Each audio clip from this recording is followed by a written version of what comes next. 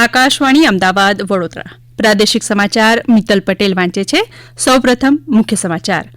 ચોમાસામાં ઘેડ વિસ્તારમાં ભરાતા પાણીના કાયમી નિકાલ માટે 1534 કરોડ રૂપિયાની સૈદ્ધાંતિક મંજૂરી. ઇલેક્ટ્રિક વાહનો પર ઉચ્ચક વાહન વેરાનો દર 6% ઘટાડીને માત્ર 1% કરાયો. અમદાવાદ મહાનગરપાલિકા હસ્તકની 1800 ઇમારતો પર વરસાદી પાણીના સંગ્રહની વ્યવસ્થા કરાશે. રાજ્યમાં આગામી 2 દિવસ દરમિયાન મહત્તમ તાપમાનમાં 2 થી 3 ડિગ્રીનો ઘટાડો થવાની આગાહી. અને અમદાવાદમાં રમાઈ રહેલ આઈપીએલની મેચમાં દિલ્હી કેપિટલ્સે ગુજરાત ટાઇટન્સને જીતવા 204 રનનો લક્ષ્યાંક આપ્યો. સમાચાર વિગતવાર. ચોમાસામાં ઘેડ વિસ્તારમાં ભરાતા પાણીના કાયમી નિકાલ માટે રાજ્ય સરકારે 1534 કરોડ રૂપિયાની સૈદ્ધાંતિક મંજૂરી આપી છે. આ કામગીરી માટે પ્રથમ તબક્કામાં 139 કરોડ રૂપિયાના ટેન્ડર મંજૂર કરાયા છે. સાંભળીએ એક અહેવાલ. જળસંપત્તિ વિભાગ દ્વારા સોરઠી અને બરડા ઘેડ વિસ્તારમાં 3 તબક્કાઓમાં કુલ 11 પ્રકારની કામગીરીઓ હાથ ધરવાનું આયોજન કરાયું છે. પ્રથમ તબક્કામાં વિવિધ નદીઓ કેનાલોની વહન ક્ષમતા વધારવા માટે વિવિધ અવરોધોને દૂર કરવા તથા સાફ સફાઈના કામો તેમજ તળાવોને ઊંડા કરાશે. જ્યારે બીજા તબક્કાના કામોમાં મુખ્ય નદીઓ અને વોકળાઓ પર કાંઠા સંરક્ષણના કામો, હયાત સ્ટ્રક્ચરોના નવીનીકરણના કામો, મુખ્ય નદીઓના ડાયવર્ઝનના કામોનો સમાવેશ કરાયો છે. બીજા તબક્કાના કામો આગામી 2 વર્ષમાં પૂર્ણ કરવાનું આયોજન કરાયું છે. મહેશ સોલંકી, આકાશવાણી સમાચાર, અમદાવાદ. ટકાઉ પરિવહનને પ્રોત્સાહન આપવા રાજ્ય સરકારે ઇલેક્ટ્રિક વાહનો પરના ઉચ્ચક વાહન વેરાનો દર 6%થી ઘટાડીને માત્ર 1% કરવાની જાહેરાત કરી છે. નવો વાહન વેરા દર આગામી 31 માર્ચ 2026 સુધી અમલમાં રહેશે, જે દરમિયાન સંપૂર્ણપણે ઇલેક્ટ્રિક વાહનો પર નાગરિકોને 5% ટેક્સ છૂટ આપવામાં આવશે. આ સુધારા સાથે મેક્સી કેટેગરીમાં પ્રવાસી વાહનની ક્ષમતા મુજબ હાલમાં અમલી 8% તથા 12%ના દરને પણ ઘટાડીને 6% કરવામાં આવ્યો છે. નાગરિકો હવે વાહન 4.0 પોર્ટલ દ્વારા તેમના ઇલેક્ટ્રિક વાહનોની ઓનલાઈન નોંધણી કરાવી શકે છે અને તેને સીધો લાભ મેળવી શકે છે. આ દર ઘટતા ઇલેક્ટ્રિક બેટરીથી સંચાલિત વાહનોનો વ્યાપ વધશે અને પર્યાવરણના સંરક્ષણની સાથે શાશ્વત વિકાસને પણ પ્રોત્સાહન મળશે. કેન્દ્રીય શ્રમ અને રોજગાર મંત્રી ડોક્ટર મનસુખ માંડવિયાએ રાજકોટના ધોરાજી ખાતે 63 લાખ રૂપિયાના 23 વિકાસ કામોના ઈ ખાતમુહૂર્ત તથા 62 લાખ રૂપિયાના 23 કામોનું ઈ લોકાર્પણ કર્યું. દરમિયાન મોટી મારડ ગામમાં સેવા સેતુ કાર્યક્રમમાં તેમણે સંબોધનમાં જણાવ્યું કે સેવા સેતુની સાથે યોજાતા આરોગ્ય ચેકઅપ કેમ્પથી અનેક લોકોનું જીવન બચ્યું છે.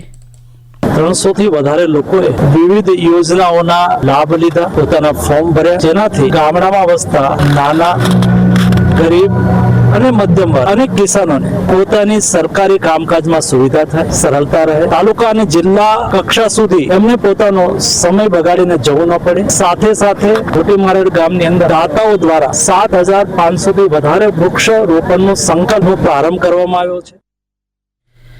આ ઉપરાંત કેચ ધ રેઇન અભિયાન હેઠળ પીજીવીસીએલના ભંડોળમાંથી બનાવાયેલો બોર તેમજ ઘનિષ્ઠ પશુ સુધારણા યોજના ઘટક રાજકોટના નવનિર્મિત ઉપકેન્દ્રનું પણ શ્રી માંડવિયાએ લોકાર્પણ કર્યું હતું. મુખ્યમંત્રી ભૂપેન્દ્ર પટેલે કહ્યું કે રાજ્યના પ્રત્યેક નાગરિકને આરોગ્ય અંગેની સેવાઓ આપવા રાજ્ય સરકાર હંમેશા તત્પર છે. અમદાવાદમાં એચસીજી આસ્થા કેન્સર હોસ્પિટલના નવનિર્મિત કેન્સર સેન્ટરનું ઉદ્ઘાટન કરતા શ્રી પટેલે શરીરની સ્વચ્છતા જાળવવા સૌ કોઈએ રોજિંદા વ્યવહારમાં પોતાની જીવનશૈલીનું ધ્યાન રાખવા અનુરોધ કર્યો હતો. આ નવા યુનિટથી 30 થી 40% જેટલી સંખ્યામાં વધારે દર્દીઓને સારવાર મળી શકશે, જેનાથી વાર્ષિક 55,000થી વધુ બહારના અને 7,000 જેટલા સ્થાનિક દર્દીઓને સારવાર આપી શકાશે. કેચ ધ રેઇન અભિયાન અંતર્ગત અમદાવાદ મહાનગરપાલિકા હસ્તકની આશરે 1800 ઇમારતો પર rooftop rain water harvesting system install કરાશે. સત્તાવાર યાદીના જણાવ્યા મુજબ પ્રથમ તબક્કામાં 400 બિલ્ડિંગ પરિસરમાં અંદાજે 5 કરોડ 50 લાખ રૂપિયાના ખર્ચે rooftop rain water harvesting system ઇન્સ્ટોલેશનની કામગીરી શરૂ કરાઈ છે, જે આગામી ચોમાસા પહેલા પૂર્ણ કરાશે. આ પહેલા અંતર્ગત વિવિધ zonal office, ward office, hospital, શાળાઓ, શહેરી આરોગ્ય કેન્દ્રો વગેરે પરિસરમાં વરસાદી પાણીનો સંગ્રહ કરવામાં આગામી 1.5 વર્ષના સમયગાળામાં આ સિસ્ટમ મૂકવામાં આવશે. આ કામગીરી થકી મહાનગરપાલિકા દ્વારા દૈનિક ધોરણે અપાતા પાણી પુરવઠામાં નર્મદાનું પાણી બચાવી શકશે, તેમજ જમીનના જળસ્તર ઊંચા લાવી બોરના પાણીની ગુણવત્તા સુધારી શકાશે. રાજ્યના નાણામંત્રી કનુભાઈ દેસાઈએ કહ્યું છે કે આગામી ડિસેમ્બર 2025 સુધીમાં વલસાડના વાપી તાલુકાને 125 પથારેવાળી સબ ડિસ્ટ્રિક્ટ હોસ્પિટલની સુવિધા મળશે. વાપીમાં 1 કરોડથી વધુના ખર્ચે નિર્માણ પામેલા શહેરી પ્રાથમિક આરોગ્ય કેન્દ્રમાં નવનિર્મિત મકાનનું લોકાર્પણ કરતા શ્રી દેસાઈએ આમ જણાવ્યું હતું. આ શહેરી પ્રાથમિક આરોગ્ય કેન્દ્રમાં ઇન્ડોર દર્દીઓ માટે laboratory, pharmacy room, medical officer room, Ayush doctor room, દર્દીઓ માટે વેઇટિંગ રૂમ અને પાણીના કુલરની સુવિધા હશે.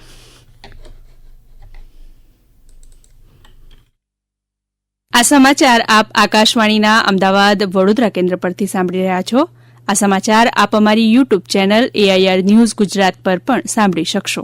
વધુ સમાચાર માટે અમારી વેબસાઇટ newsonair.gov.in/gujarati અને અમારા એક્સ હેન્ડલ AIR_news_ABAT ને ફોલો કરશો. ભુજ અદાલતે તત્કાલીન કચ્છ કલેક્ટર પ્રદીપ શર્મા સહિત 4 અધિકારીઓને 5 વર્ષની કેદ અને 10,000 રૂપિયા દંડની સજા ફટકારી હતી. ખાનગી કંપનીને સમાઘોગામાં સરકારી જમીનની ફાળવણીમાં નિયમોનું ઉલ્લંઘન કરવામાં આવ્યું હતું. અદાલતે જણાવ્યું કે શર્માની સજા 20 જાન્યુઆરીએ અમદાવાદ સેશન્સ કોર્ટ દ્વારા 2004ના બીજા ભ્રષ્ટાચાર કેસમાં ફટકારવામાં આવેલી 5 વર્ષની સજા પૂર્ણ થયા પછી શરૂ થશે. શર્માની 4 માર્ચ 2011ના રોજ ધરપકડ કરાઈ હતી. મહેસાણા જિલ્લામાં ફાયર એનઓસી ન ધરાવતી માધ્યમિક શાળાઓને જિલ્લા શિક્ષણાધિકારી દ્વારા નોટિસ આપવામાં આવી છે. જિલ્લામાં સરકારી માધ્યમિક શાળાઓની સંખ્યા 22 છે, જે પૈકી માત્ર 1 શાળા પાસે ફાયર એનઓસી છે, જ્યારે 251 અનુદાનિત માધ્યમિક શાળાઓ પૈકી 165 પાસે તેમજ બિન અનુદાનિત 107 શાળાઓ પૈકી 36 શાળાઓ પાસે ફાયર એનઓસી નથી. આ અંગે મહેસાણા જિલ્લા શિક્ષણાધિકારી BN પટેલે જણાવ્યું હતું. ફાયર એનઓસી જે શાળાઓએ નથી મેળવેલી એમને રૂબરૂ હિયરિંગ ગોઠવી અને નોટિસ આપી અને તાત્કાલિક ધોરણે ફાયરના જે સાધનો લગાવવા પાત્ર થતા હોય એ લગાવવા માટે પણ તાકીદ કરેલી છે. જે નીતિ નિયમો છે એ પ્રમાણે તમામ શાળાઓ ખાનગી હોય, ગ્રાન્ટેડ હોય કે સરકારી હોય, કોઈ પણ સરકાર માન્ય દરેક શાળા કે જે એના ક્રાઇટેરિયામાં આવતી હોય એને ફાયર એનઓસીના સાધનો લગાવવા જ પડે અને એનઓસી મેળવવી પડે.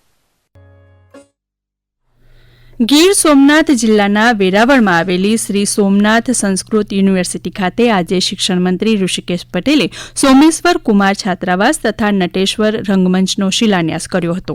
સંસ્કૃતિ અને સંસ્કારનો સમન્વય સંસ્કૃત ભાષામાં જોવા મળે છે તેમ શ્રી પટેલે જણાવ્યું હતું. શ્રી પટેલે આ પ્રસંગે યુનિવર્સિટી દ્વારા પ્રકાશિત 2 પુસ્તકો સંસ્કૃતે વૃત્યવસરા અને શ્રી સોમનાથ સંસ્કૃત યુનિવર્સિટીના વાર્ષિક અહેવાલનું પણ વિમોચન કર્યું હતું.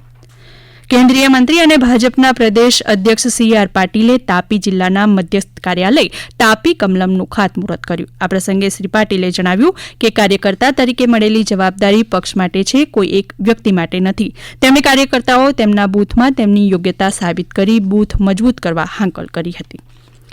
કચ્છના જિલ્લા પ્રભારી મંત્રી પ્રફુલ્લ પાનસેરિયાએ ભુજ તાલુકાના મિર્ઝાપર ખાતે 14મા હાઈટેક કૃષિ ડેરી પ્રદર્શનનો પ્રારંભ કર્યો.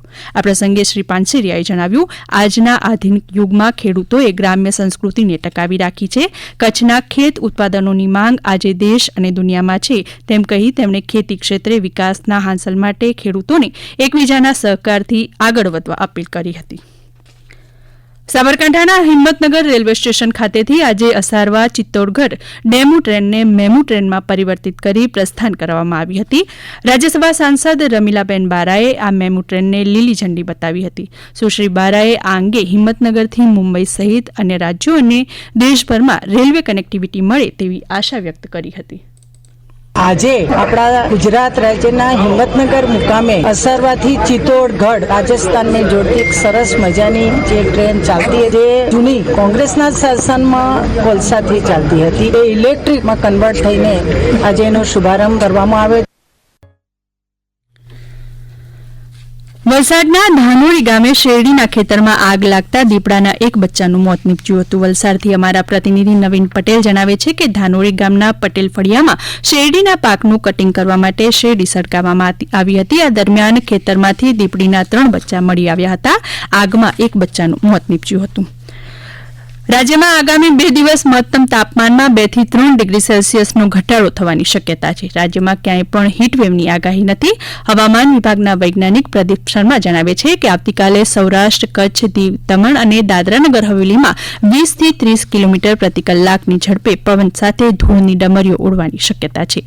દરમિયાન રાજ્યમાં છેલ્લા 24 કલાક દરમિયાન કંડલા એરપોર્ટ ખાતે મહત્તમ તાપમાન 44 ડિગ્રી સેલ્સિયસ નોંધાયું હતું. અને આઈપીએલ ક્રિકેટમાં આજે અમદાવાદમાં ગુજરાત ટાઇટન્સ અને દિલ્હી કેપિટલ્સ વચ્ચે મેચ રમાઈ રહી છે. દિલ્હી કેપિટલ્સે પ્રથમ બેટિંગ કરતા ગુજરાત ટાઇટન્સને જીતવા માટે 204 રનનો લક્ષ્યાંક આપ્યો છે. ગુજરાત તરફથી મોહમ્મદ સિરાજે 3 વિકેટ ઝડપી હતી. છેલ્લા અહેવાલ પ્રમાણે 204 રનના લક્ષ્યાંકનો પીછો કરતા ગુજરાત ટાઇટન્સના 15 ઓવરમાં 2 વિકેટે 158 રન થયા છે. જ્યારે અન્ય એક મેચમાં જયપુરમાં સાંજે 7:30 વાગે રાજસ્થાન રોયલ અને લખનૌ સુપર જાયન્ટ્સ વચ્ચે મેચ રમાશે. અંતમાં મુખ્ય સમાચાર ફરી એકવાર.